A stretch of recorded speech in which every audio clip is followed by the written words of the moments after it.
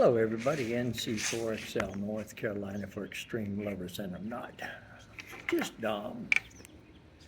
First of all, I want to apologize to any of my subscribers.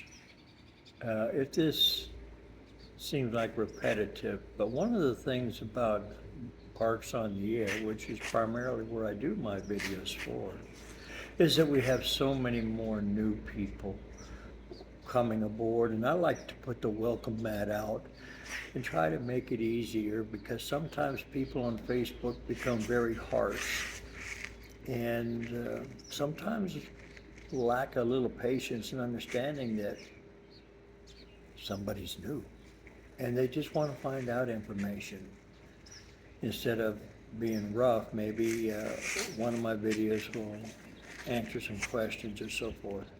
But today's video is strictly about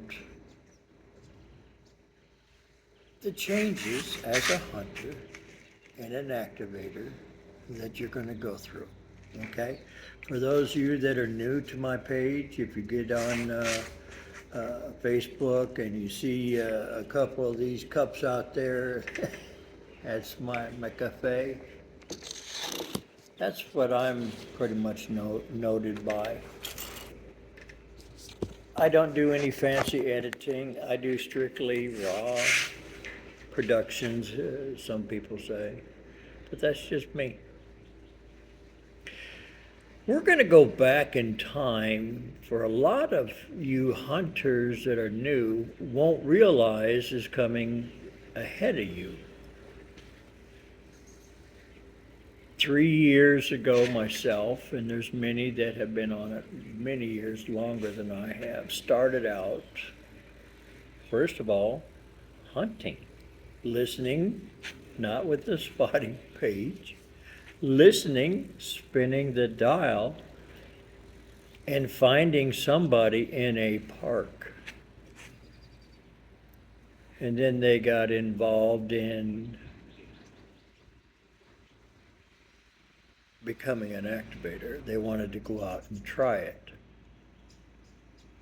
In the beginning, when you first start, there's a lot of questions one will have. How many parks and how can I work them all? And why does everybody work the same park? And those are a lot of good questions, but in time, and that's one of the biggest things you new hunters and activators need to remember, we're not here on an instantaneous results.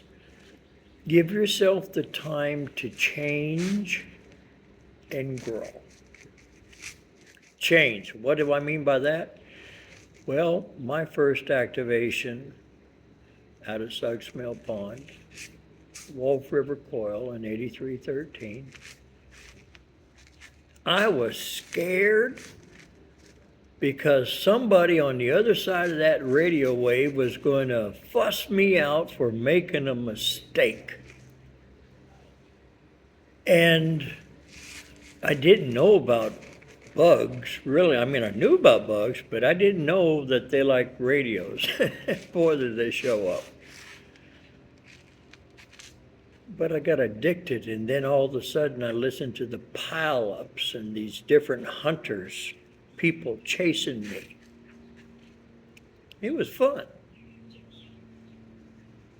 I had hunted probably for almost 6 months before I decided to activate. November to April, yeah, about 6 months.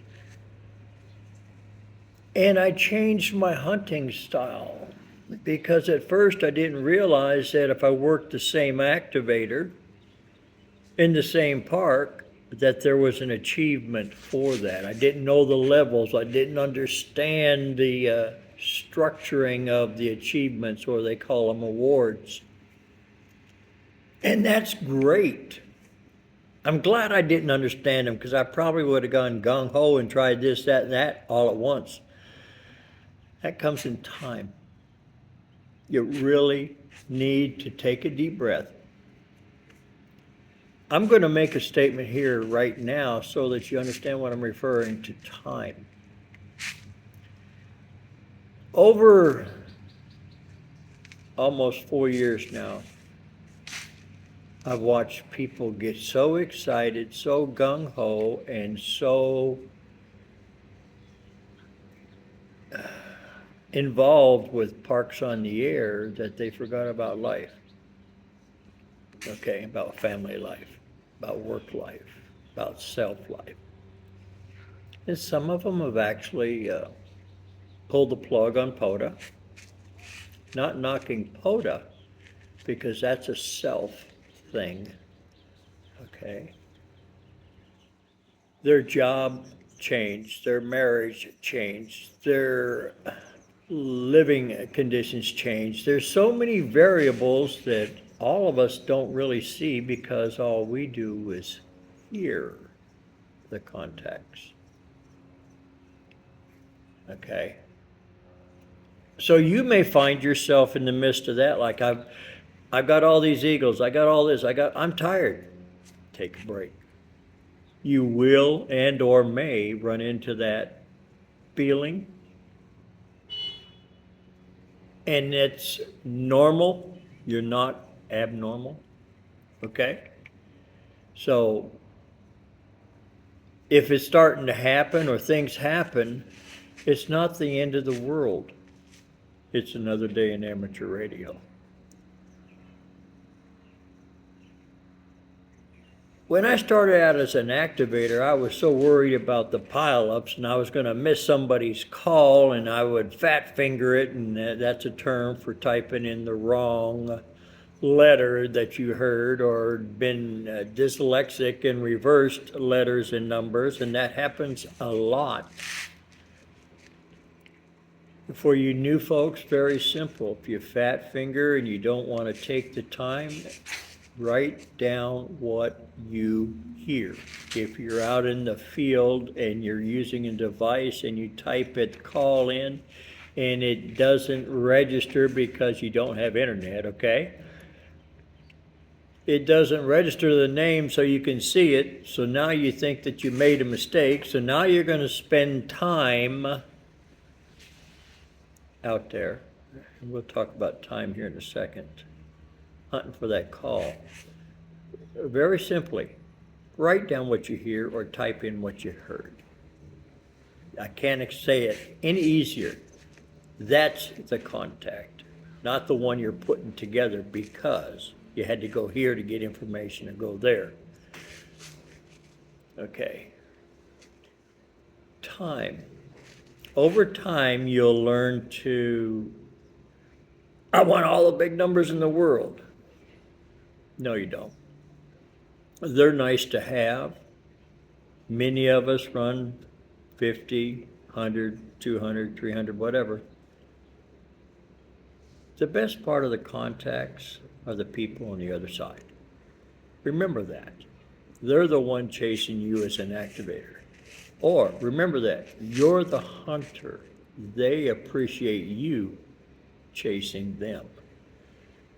And don't worry how many times you've worked them in that band. Remember this, now don't work them on that band the same time 10 minutes later because that's called a dupe. You can only work them in that park one time in a mode, one time that's AM, SSB, CW, so forth, or in a new park, in a UTC time. If they change parks, work them. But if they're still in the same park, and if you follow me, I'll be in a park for 4 hours, 3 hours. But that's because this activator sticks around and stays. I don't have to get up and go to run like a lot of people do. My desires as an activator is to stay for 3 or 4 hours. But not every activator as a hunter you're going to see, they're going to hit and get.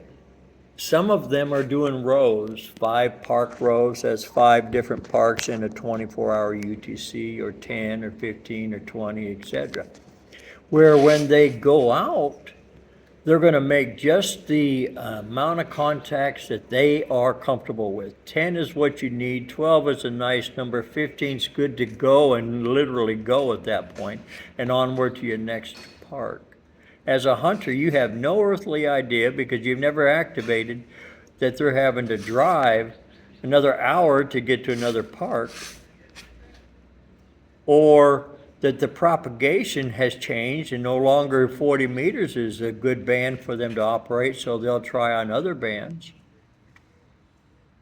Okay, and you may have activators that have 2 antennas. They're both ham sticks.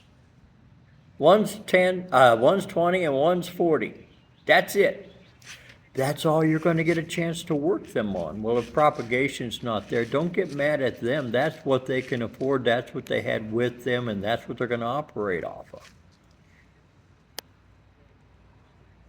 They're going to hit and get. They're going to do 10, 12, 15 contacts, and they're gone. Some of us are fortunate in the discords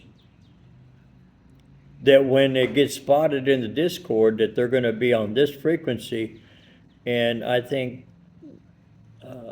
James can attest to it. When I see him there spotted on the Discord, I'm there in less than 30 seconds on that frequency, and I am ready to pounce, because in 45 seconds the pileup is there.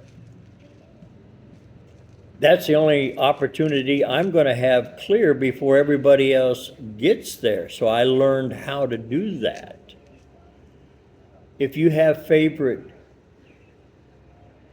activators that you like to follow, download the Ham Alert app and put them in. They call them triggers. You set it up by call sign or by state or however you wish to set it up.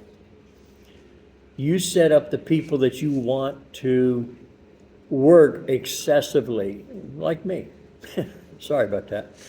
But whenever I'm spotted, Ham Alert will go off, and you'll know where I'm at. Tom in Massachusetts. If I'm on the road at 6 o'clock in the morning or 6:30 in the morning getting ready to do a rainy day activation or something, I get him up.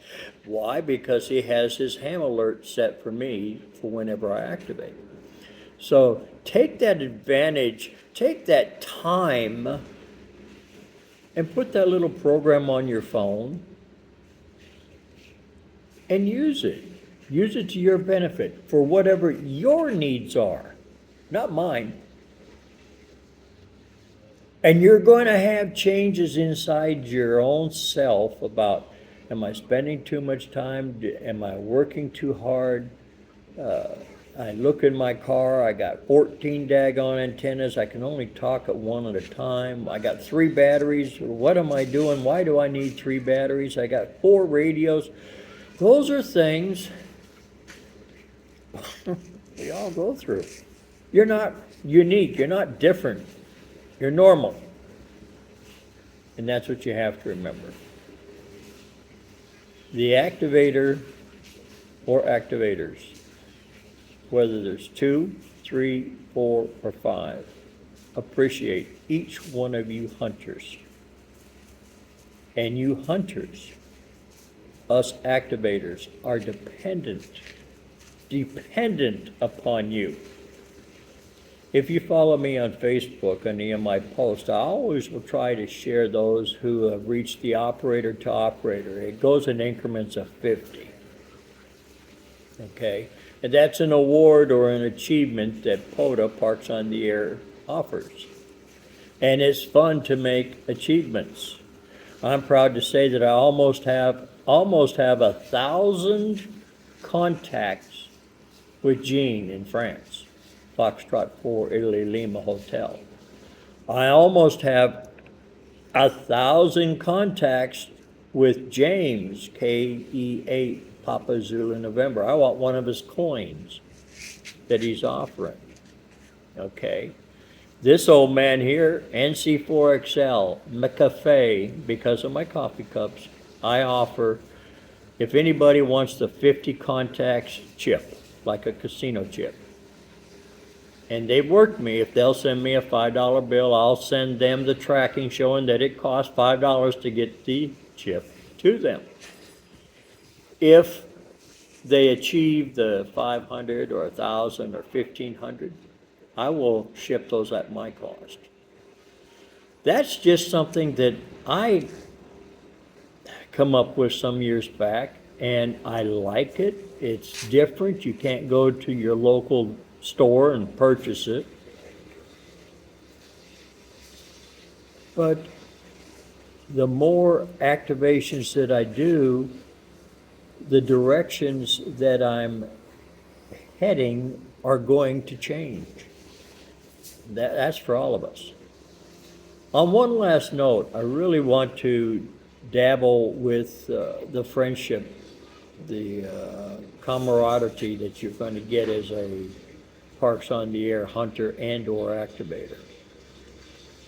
Alpha Charlie 5 Oscar Charlie just recently found out that he became a silent key. All right. And Jerry, a silent key. And over time, many of us, we will become silent keys. So our legacies, the things that we leave for other people, become important later on in life. Take this hobby and enjoy the hobby for what it is, just that.